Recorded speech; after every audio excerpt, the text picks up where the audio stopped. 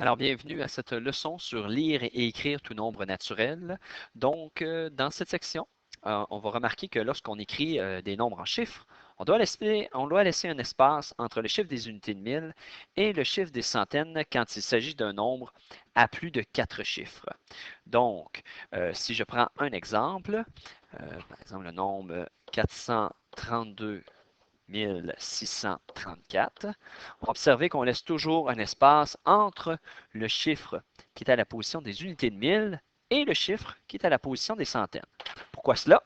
Eh bien, si on reporte notre nombre dans notre tableau de numération ici, on va se rendre compte que notre nombre se situe dans deux classes différentes. Donc, la classe des unités, qui est composée des unités, des dizaines, qui sont des paquets de 10 unités, et des centaines, qui sont des paquets de 10 dizaines.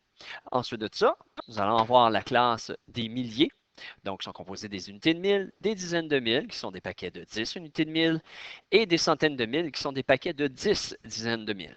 Donc, on remarque qu'on avait dit qu'on prononce le mot 1000 après la colonne des unités de mille, donc 432 000 634 unités, mais on ne prononce pas nécessairement les unités.